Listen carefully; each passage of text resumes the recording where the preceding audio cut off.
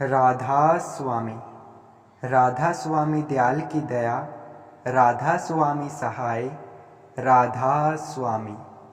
गुरु प्यारी साध संगत जी, चलिए हम अपने माँ ग्रंथ को कंटिन्यू करते हैं। और आज का अपना विषय है हुजूर महाराज जी द्वारा फरमाया गया सर्वप्रथम सत्संग। प्यारी साध संगत जी, 15 दिसंबर 1996 में हुजूर महाराज जी, कंवर साहिब महाराज जी ने रोहतक आश्रम में सत्संग फरमाया, जो इस प्रकार से है। प्यारी साध संगत जी, इस सत्संग में जहाँ भी हुजूर वर्ड का इस्तेमाल किया गया है वो बड़े महाराज जी के लिए किया गया है। प्यारी साध संगत जी, महाराज जी द्वारा फरमाया गया सत्संग इस प्रकार है।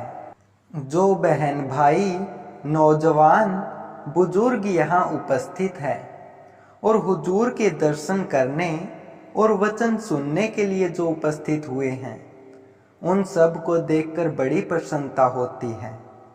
आप सबको देखने से, सत्संगियों को मिलने से ऐसा महसूस होने लगा है कि हमारी संगत काफ़ी कुछ सीख गई है। असल में सत्संगी का फर्ज भी यही होता है। और सबसे पहले बुनियाद की बात, सीखने वाली बात यही होती है। और जिस चीज़ की बुनियाद नहीं होती, उसके ऊपर दीवार खड़ी करना भी मुश्किल हो जाता है। बहुमंजिले मकान के बारे में तो सोचना ही गलत है। हुजूर साहब ने मासिक सत्संग के दौरान आप सबको इस बारे में सूचित कर दिया था कि सत्संग के बाद कम से कम 15 दिन तक मेरे पास कोई नहीं मिले। उसकी भी हमें बड़ी खुशी हुई। या तो वो सत्संगी अनजान थे या उनको इस चीज़ की सूचना नहीं थी, वही सत्संगी वहाँ पहुँचे होंगे। लेकिन यही देखने में आया कि अक्सरशः जो हुजूर महाराज ने हुक्म दिया था, उसका आप सब लोगों ने बड़ी दृढ़ता से पालन किया। यह बात समझने की है। आम आदमी तो यह बात जानता नहीं। अभी थोड़ी देर पहले जब हम यहाँ आए तो एक दो सत्संगी ने ऐसा सूचित किया कि महाराज जी नहीं आए। तो मेरा जवाब था कि संतों की मौज अपने ही प्रकार की मौज होती है। फकीरी मौज को आम आदमी समझ नहीं सकता, ना ही हम उनकी चाल को जान सकते हैं। अब मैं आपको बताऊंगा कि जब हमारा वार्षिक सत्संग था, उससे 2 महीने पहले शायद ही ऐसा कोई दिन गुजरा होगा कि जिस दिन हुजूर ने सत्संग न किया हो। और इतनी लंबी लंबी यात्राएं करके, जिसमें 14-14, 18-18 घंटे का सफर लगातार करके भी सत्संग देकर आए हैं। आगरा, हाथरस, कोसीकला, 3 जगह 24 घंटे का सफर करके भी सत्संग देकर आई और नामदान भी दिया। और पूछते रहे कि और कोई जगह खाली तो नहीं है, अगर खाली हो तो वहाँ का भी रख दो। पानीपत का सत्संग भी उसी दौरान कर दिया, गोहाना का सत्संग भी उसी दौरान कर दिया। और पिछला सत्संग जब हमारा इसी आश्रम में हुआ था तो उन्होंने कह दिया था कि भाई यह मत कहना कि मैं वहाँ सत्संग करने नहीं गया। प्यारी साध संगत जी, कहने का तात्पर्य यह है कि मैं वह चीज़ देखकर हैरान था। आपने शायद इस बारे में सोचा हो या ना सोचा हो। और उन सत्संगों के दौरान तो मेरी उपस्थिति तो गिने चुने सत्संगों में ही होती थी, लेकिन मैं उस मौज को जान नहीं पाया। और 1-2 बार मेरे मन में ख्याल आया कि हुजूर से अर्ज करूं कि ना आपको सोने का ख्याल है, ना खाने का आपको ख्याल है, और आप लगातार सत्संग कर रहे हो। इतने लंबे लंबे आपने सफ़र किए हैं, लेकिन मेरी हिम्मत नहीं हुई। मैं इसी बात को दिल में रोक कर रह गया था। आपस में जो सत्संगी थे उनसे जिक्र भी किया, लेकिन फिर यही सोचा कि संतों की जो मौज होती है वो अपने ही प्रकार की होती है और उसमें दखल देना अच्छा नहीं। वहां लगातार सत्संग दिए और फिर हुजूर ने फरमा दिया था कि सत्संगी अब कुछ समय के लिए मेरे पास नहीं आएंगे। तो यह तो उनकी मौज है, वही जानते हैं। उनकी मौज के साथ साथ हमारा सत्संगी होने के नाते यह कर्तव्य बन जाता है कि उनके हुक्म और वचन की पालना करें। सत्संगी सिर्फ नाम लेने से नहीं होता। सत्संगी यही नहीं कि गुरु ने उसको आशीर्वाद दे दिया, नाम की बख्शीश कर दी, 4 शब्द सीख लिए, 4 बातें सीख ली और यह अपने आप को यह सोचना शुरू कर दें कि मैंने आध्यात्मिकता की मंजिल को प्राप्त कर लिया और मैं सत्संगी हो गया।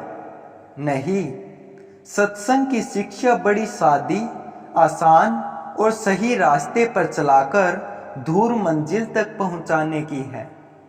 और हुजूर बार बार सत्संग में फरमाते हैं, कहते हैं कि अपना काम करते रहो, संसार की जिम्मेवारियों को निभाओ, कोई भी अपने काम में कोताही ना करो और ऐसा करते हुए आप उस मंजिल की तरफ बढ़ते रहो। सभी शास्त्रों का ज्ञान, सभी धार्मिक ग्रंथों का संकलन इन्हीं बातों पर आधारित है। किसी भी धर्म को या मजहब को आप उठाकर देखिए, किसी भी महापुरुष की वाणी को आप पढ़कर देखें, उसमें इसी बात पर जोर दिया गया है कि आदमी जो मर्यादा में रहता है वही पुरुषोत्तम और मर्यादित होता है। पुरुष की मर्यादाएं तो अपने ज्ञान की दीवार खड़ी कर लेता है, लेकिन देव ज्ञान की अगर हम मर्यादाएं बना देते हैं और वो मर्यादाएं भी अगर टूट जाए तो फिर किस प्रकार की भक्ति। उदाहरण के तौर पर देख लीजिए कि नदी के 2 किनारे होते हैं जिनकी मर्यादाएं होती हैं। उनके बीच में पानी बहकर जाता है जो किसी खास उद्देश्य के लिए बहकर जाता है, और जब उसी प्रकार हम छोटी मर्यादाएं नाली बनाकर हम खेतों में सींचते हैं तो फसल पैदा होती है, उपज पैदा होती है, उसका उपयोग सही ढंग से होता है तो उसका हमें लाभ भी होता है। लेकिन वो लाभ तभी मिलता है जब वो पानी अपनी सीमाओं को नहीं लांघता, अपनी मर्यादाओं से मर्यादित है, वो उनका उल्लंघन नहीं करता। अगर वही पानी उन दीवारों को तोड़ दे तो वह विनाश का कारण बन जाता है, फसल को भी तबाह कर देगा, सभ्यता को भी उजाड़ देगा और कितने जीवों का भी विनाश करेगा। इसी प्रकार से हम सत्संगी हैं। गुरु का वचन, उनके बताए जो वाक्य हैं वो हमारी मर्यादाएं हैं। अगर उन्हीं मर्यादाओं को लेकर हम चलें, उनके द्वारा बताए गए हुक्म का अगर पालन करें तो हमारा भी उसी प्रकार से सदुपयोग होगा जिस प्रकार उस नदी का जल हमें लाभ देता है। लेकिन नाम मात्र का नाम ले लिया हमने, गुरु का ढिंढोरा पीटते हैं, आपस की द्वेष ईर्ष्या हम खत्म नहीं करते, प्यार नाम की कोई चीज नहीं है, छोटी छोटी बातों की शिकायत करते हैं तो उसमें हमारा कोई लाभ नहीं होता। हमारा क्या अस्तित्व है, लेकिन उसका उस गुरु पर भी असर आता है और उस गुरु पर आता है जिसके बराबर संसार में शायद ही कोई पैदा हुआ होगा। जिन हुजूर ताराचंद महाराज जी से आपने नामदान लिया है, दुनिया में ऐसा उदाहरण आपको देखने से नहीं मिलेगा। जिन्होंने 5 साल की उम्र से अपनी जिंदगी को आग की भट्टी में झोंककर वो इस मंजिल तक पहुंचे हैं जिस पर आज तक कोई अंगुली उठाने वाला नहीं है। नहीं तो जो महात्मा नाम मात्र के फिरते हैं और तहखाने में उनकी बातें होती हैं, उनको अगर आप देखोगे तो हाथों को मलते रह जाओगे। जो दिखावे के कुछ होते हैं और करने के कुछ होते हैं, लेकिन हमारे सतगुरु तो शहंशाह है। यह हरियाणा हिंदुस्तान की बात नहीं कहता। मेरा उनके साथ आपसे कुछ ज्यादा वास्ता रहा है। मैं पिछले 18-20 साल से उनकी रहनुमाई में, उनकी दया से उनके साथ रहता हूँ। दूसरे देशों में भी मैं 15-17 बार उनके साथ जाता रहा। बहुत से समागम मैंने देखे, बड़े बड़े लोगों से भी वास्ता पड़ा, लेकिन जो सत्संग करते हैं तो सब के सब उनके वचन सुनकर हैरान हो जाते हैं। और उनका क्या काम है कि जिस बात का वो जिक्र करते हैं उस मर्यादा का उन्होंने पालन किया है। और उनकी मर्यादा क्या थी? अपने द्वारा बताए गए गुरु के नियम। और हुजूर जब भी सत्संग या वचन देते हैं तो उसमें बता देते हैं कि उनके गुरु ने उनको कौन कौन सी बातें बताई थी। जो गुरु के वचन का कवच पहन लेता है उसको संसार की कोई बात डिगा नहीं सकती। वो कवच ऐसा है कि उसमें इस लोक की कोई चीज असर नहीं कर सकती, ना उस पर काबू कर सकती। लेकिन यह नहीं कि नाम मात्र का कवच अगर पहनोगे तो आपको दुख तकलीफ जरूर उठाने पड़ेंगे। यही नकली और असली का फर्क है। तो जब हम उनके बताए नियम पर चलेंगे तो हम भी फक्र से कह सकेंगे, और जब कोई दूसरा आदमी हमें देखेगा तो एक उदाहरण उनको मिलेगा, तो वह यह कह देंगे कि यह फलाना गुरु का शिष्य है। हुजूर महाराज तो बार बार कह देते हैं कि आपस में झगड़ा करते हैं लोग कि मेरा गुरु बड़ा है, मेरा पंथ बड़ा है, मेरा धर्म बड़ा है। तो महाराज जी तो कहते हैं कि अगर आप अपने गुरु को बड़ा बनाना चाहते हो, अपने पंथ धर्म और संप्रदाय को ऊंचा उठाना चाहते हो, तो तुम खुद ऊंचे बनो। जो खुद आदमी ऊंचा बन जाएगा तो उसमें उसका कुछ नहीं। जिससे उसने दीक्षा ली है, जिससे उसको नामदान प्राप्त हुआ है, या जिस संप्रदाय का वो अनुयायी है, उसका नाम स्वतः ही ऊंचा चला जाएगा। मेरे से काफी बुजुर्ग हैं, ज्ञानवान भी आप हैं। मैं आपको बताने लायक कुछ भी नहीं, लेकिन चूंकि हुजूर का हुक्म था, इसलिए मैं आपके बीच ये चंद बातें कहने के लिए आपकी सेवा में हाजिर हुआ हूँ। तो हुजूर के सत्संग तो ऐसे वचन हैं कि अगर किसी ने एक भी सत्संग अपने जीवन में उतार लिया तो उसको ना तो कोई दूसरा सत्संग सुनने की जरूरत है, और ना ही कोई ग्रंथ पढ़ने की जरूरत है, और ना ही किसी नियमों के पालन करने की आवश्यकता रह जाती है। क्योंकि जिन्होंने ग्रंथ लिखे, वेद शास्त्र पुराण जितनी भी धार्मिक पुस्तकें हैं, उनके बनाने वाले भी इंसान थे। तो उन्होंने करनी करी, उन्होंने अपनी इंद्रियों को काबू में किया, एक बिंदु पर उनको ठहराया, मर्यादा में वो रहे और गुरु के बताए नियम का पालन किया। तो उन्होंने उस ज्ञान को संकलन करके पुस्तक के रूप में रख दिया।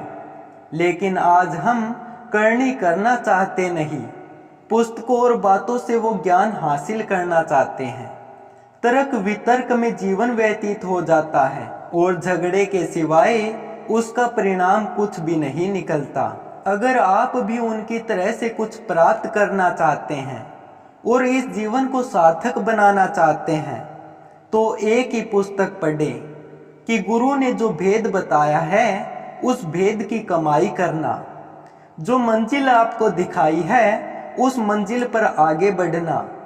एक ही चीज है जो साथ जाएगी। क्षण मात्र के लिए भी अगर हम यह सोचने लग जाएं कि इंसान का जीवन कितनी देर के लिए है, लेकिन माया का पर्दा ऐसा है कि जब हम माँ के गर्भ में होते हैं तब भी हम हजारों प्रकार के वायदे करते हैं कि मुझे इससे बाहर निकालो, मैं आपको याद करूंगा। लेकिन यह मायावी संसार है। जो ही हम गर्भ से बाहर आते हैं और उसी क्षण जो उनको किए हुए वायदे हैं उन सब को भुला देते हैं। लेकिन अगर वही वायदे याद रखे जाएं, तो हम कभी भी अपने उद्देश्य को नहीं भूल सकते। यह कब याद आता है? जब हमारा कोई साथी या हमारा नाती, हमारा रिश्तेदार हमसे जुदा होके यह शरीर छोड़ के इस संसार से विदा हो जाता है और शमशान घाट में जब उसको लेकर जाते हैं, एक क्षण मात्र के लिए ख्याल आता है कि जो इसका हाल हुआ है कल वो तेरा भी होगा। लेकिन जो ही शमशान घाट से वापस घर में आते हैं तो वही दुनियादारी की चीजें, वही कामकाज, वही लाभ हानि की बात सोचने लग जाते हैं। और उनमें भी जो बुजुर्ग होते हैं वो कह देते हैं कि भाई यह दिन तो सभी का आना है, चलो यह काम भी करना है।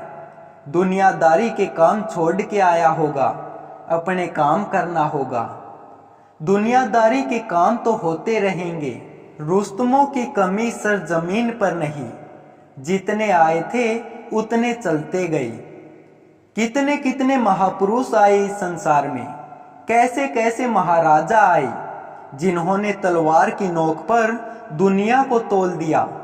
पूरी दुनिया के खजानों को उसने अपने काबू में कर लिया, किसी के पास एक पैसा तक नहीं छोड़ा। लेकिन जब यह संसार छोड़कर गए तो उनको अकेले को ही जाना पड़ा। वही हाल हमारा भी होगा। ना हमारे साथ कोई आया था, ना हमारे साथ कोई जाएगा। संसार के नाते थे, संसार में आके जुड़े थे और इसी जगह छोड़कर चले जाएंगे। ये यहाँ की चीजें यहाँ थी, यहीं रह जाएगी। मनुष्य का शरीर तो किसी काम भी नहीं आता, इसको तो चील कौवे भी नहीं खाते। आदमी जो गुमान करते हैं इस शरीर का, वो एक कदम रखते हैं तो दूसरा कदम रखने की जगह नहीं मिलती कि रखा भी जाएगा या नहीं। लेकिन ज्यों ज्यों समय व्यतीत होता है, उम्र ढलती जाती है, 5 तत्व है जो शरीर में, वो सिकुड़ने शुरू हो जाते हैं। शरीर ढीला होना शुरू हो जाता है, क्योंकि हमें उस बात की याद आनी शुरू हो जाती है। लेकिन यह कभी नहीं सोचते कि जब कदम रखते हैं तो एक कदम हमारा किसी राजा की हड्डी पर टिका है तो दूसरा कदम किसी वजीर की हड्डी पर। इस संसार में कितने राजा, कितने वजीर, कितने सेठ, कितने साहूकार, कितने लोग आए, लेकिन सब के सब इस मिट्टी में दब गए। और पशु पक्षियों की किसी की चमड़ी काम आती है, किसी के सींग काम आते हैं, कोई दूध देता है, लेकिन इंसान की ना हड्डी काम आती है, ना इसका मांस काम आता है, और यह तो किसी पशु पक्षी के खाने के काबिल भी नहीं होता। दुर्योधन का शरीर तो पूरा वज्र का हो गया था, लेकिन जब आखिरी समय आया तो उसका शरीर चील कौवे के खाने के काम भी नहीं आया, क्योंकि वज्र का होने के बाद उसको खा ही नहीं सकते थे। तो इस शरीर का जब कुछ बनना ही नहीं है तो फिर गर्व किस चीज का करना? खाते पीते ऐश करते हो। अगर यह शरीर आपका भारी हो गया है तो इसकी एक मुट्ठी राख ज्यादा हो जाएगी। जिसका दुबला पतला शरीर है उसकी एक मुट्ठी कम हो जाएगी। आखिर होनी तो सवाई है, साथ जाने वाली चीज कोई है ही नहीं। साथ जाने वाली जो चीज है उसको तो हम भूले बैठे हैं। साथ जाएगा गुरु और नाम, साथ जाएगा हमारा कर्म। कर्म बंदी संसार है, कर्म भोगने के लिए हम आए हैं। कहा गया है कि दे धरे का दंड है, सब काहू को होए। ज्ञानी काटे ज्ञान से, मूर्ख काटे रोए। यह नहीं कि हम संसार में कोई खेल खेलने आए हैं, ऐश करने आए हैं, या यहाँ कोई कारोबार करने के लिए आए हैं। नहीं, सब अपने कर्म से जुड़े हुए आए हैं। और किसी को अपना कर्म चुकाना है तो किसी को अपना कर्म जगाना है। लेकिन हम सत्संगियों को हुजूर ने यह ज्ञान दिया है कि कर्म भला करो और बुरा करो, लेकिन उसका रूप ना बनो।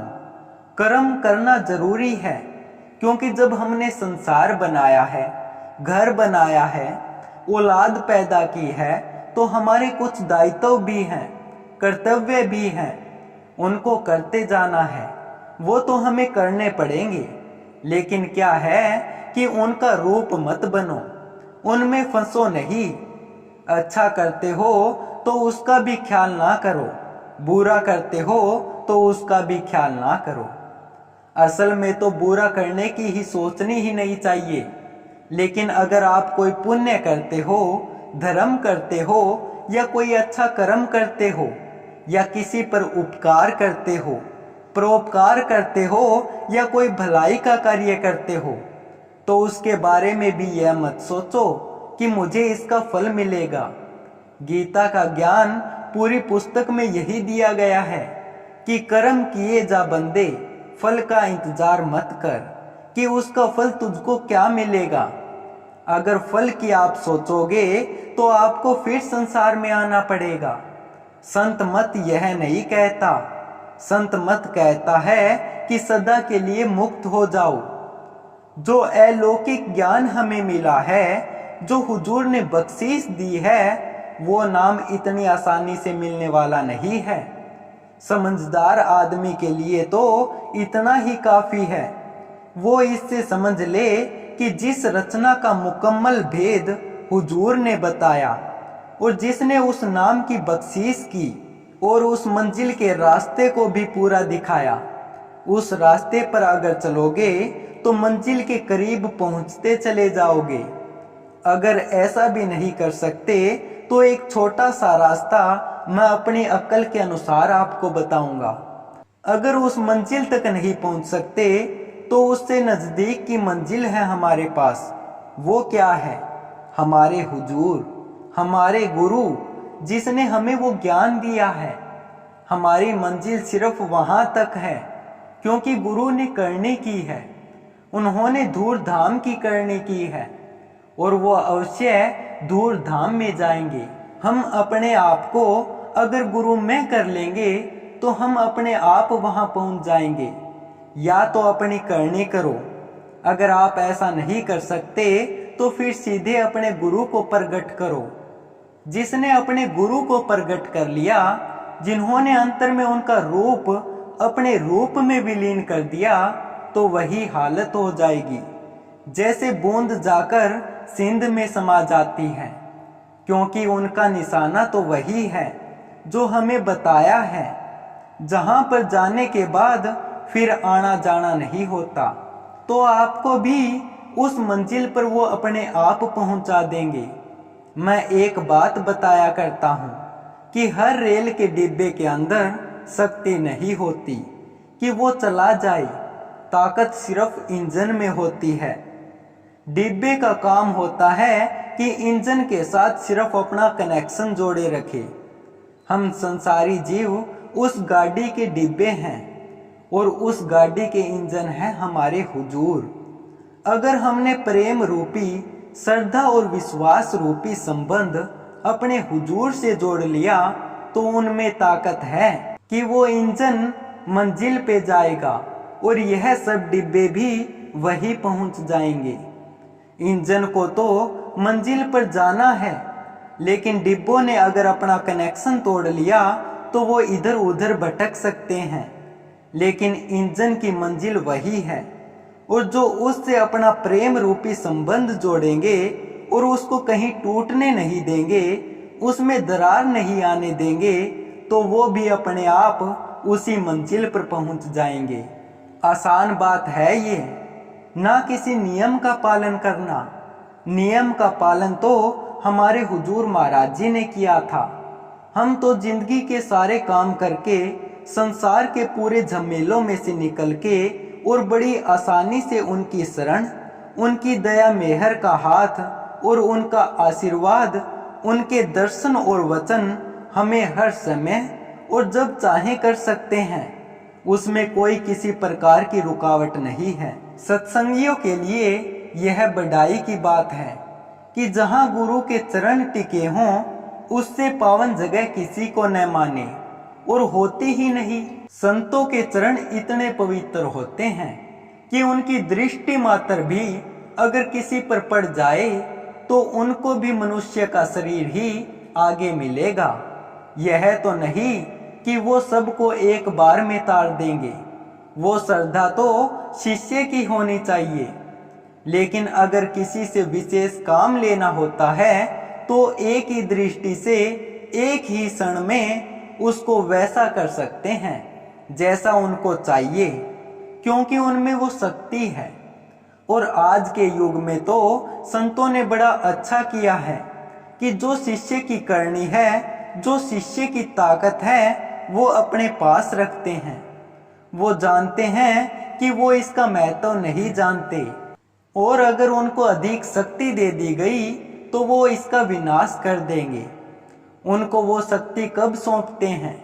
जब वो शरीर छोड़ के इस संसार से जाते हैं, तो उस वक्त वह गुरु उनकी जो करी हुई कमाई होती है, उनकी जो ताकत होती है, वो उनको सौंप देते हैं। जिस प्रकार से माँ समझाती है कि बच्चा कोई ऐसी चीज उठा ले कि जिससे नुकसान होगा, क्योंकि बच्चा किसी कीमती चीज का महत्व नहीं जानता, उसको बर्बाद कर देता है, खराब कर देता है, तो माँ उस चीज को उठा के रख लेती है। इसी प्रकार से संतों ने इस युग में शिष्य की शक्ति को, शिष्य की कमाई को भी अपने पास रखने का नियम बना रखा है। और जब सोचते हैं कि यह इस शक्ति को खराब नहीं करेगा तो उसको सौंप देते हैं। और जब यह सोचते हैं कि यह इस लायक नहीं है तो उसको उस वक्त में सौंपते हैं जब वो संसार छोड़कर जाते हैं। तो यह किसी को चिंता करने की जरूरत नहीं है कि मुझे प्रकाश नहीं होता, मुझे गुरु का रूप नहीं दिखाई देता, मुझे वो मंजिल दिखाई नहीं दी, या मैं उस रास्ते पर नहीं चला, या मुझे उस आवाज की, उस शब्द की धुन नहीं सुनाई दी। यह कोई चिंता की बात नहीं है। हुजूर ने बार बार यह फरमाया है कि तेज गति से चलने वाली रेलगाड़ी में अगर आप बैठ जाओगे जिसकी खिड़की दरवाजे बंद होंगे तो आप रास्ते में आने वाले स्टेशनों को नहीं देख पाएंगे। और जब वो मंजिल पर जाकर रुकेगी और जब दरवाजा खुलेगा तो आपको अपना लक्ष्य मिलेगा वहां पर। तो वही बात है ये।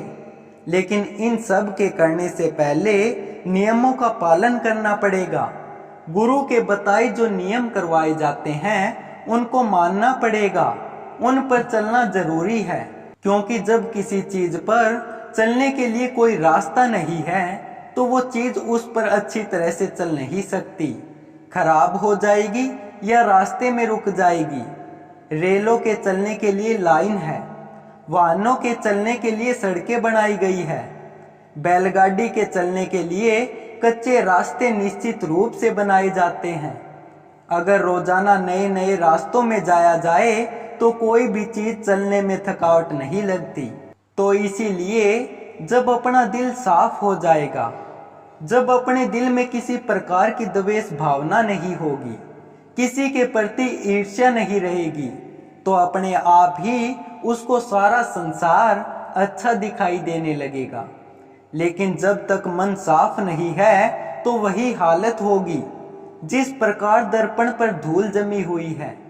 दर्पण पर जब तक धूल है, अगर आप उसमें अपना मुखौटा देखना चाहोगे तो कुछ भी दिखाई नहीं देगा। आपको अगर अपना प्रतिबिंब अगर उसमें देखना है तो पहले उस दर्पण को साफ करो और फिर उसमें अपना प्रतिबिंब देखो तो साफ दिखाई देगा। वही हालत आपके हृदय की है। अपने दिल को साफ करो पहले। इन सांसारिक चीजों के कारण वो प्रदूषित हो चुका है। ईर्ष्या द्वेष के कारण, बुरी भावनाओं के कारण, बुरे काम करने से उस पर आवरण चढ़ गए हैं, पर्दे हैं उस पर। उन पर्दों को हटाओ और वो पर्दे हटाए जाएंगे नाम के सिमरण से। जब नाम का जाप किया जाएगा, ज्यों ज्यों दिल का दर्पण साफ होता जाएगा, उसमें आपको गुरु का रूप, शब्द की ध्वनि और वो मंजिल साफ साफ दिखाई देने लगेगी। सबसे जरूरी चीज है अपने मन को साफ करना। जब अपना मन साफ हो जाएगा तो ये सारी चीज़ें स्वयं हमारे सामने आ जाएगी। लेकिन जब तक दिल साफ नहीं है, लाख आप कोशिश करो, लाख आप भजन में बैठो, लाख आप नाम का जाप करते रहो, कोई काम नहीं आएगा। क्योंकि जमींदार आदमी जब खेत में फसल उगाता है तो उसके साथ अनचाही चीजें भी फसल में उग जाती है, और वो अगर उनको दूर करना चाहे, क्योंकि वो फसल को नुकसान करने वाली होती है, और उसमें खाद डालता जाए कि ये फसल बढ़ जाएगी, अच्छी हो जाएगी, तो वो खाद उस खरपतवार को भी लगेगी, और वो खरपतवार उससे शक्ति लेके वो उससे भी ज्यादा बढ़ जाएगा। लेकिन ऐसा करना मूर्खता के सिवा कुछ भी नहीं है। इसलिए सर्वप्रथम अपने मन को पवित्र करो। मन पवित्र होगा नाम के सुमिरन से।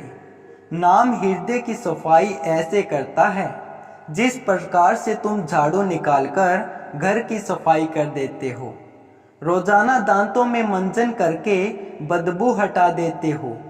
इसी प्रकार से जब आप नाम का सुमिरन करोगे, चाहे अभ्यास नहीं कर सकते, कोई बात नहीं, लेकिन सुमिरन हर इंसान कर सकता है। और जब भी कोई ऐसी चीज जिससे तुम्हारा मन भटकता है, उस टाइम पे गुरु के वचन को याद करो और नाम को उसी टाइम याद करो। तुम्हारा मन उस तरफ से हट जाएगा और बुराई ना करके आप उस पाप कर्म से बच जाओगे। आप सभी भाइयों और बहनों का बहुत बहुत धन्यवाद।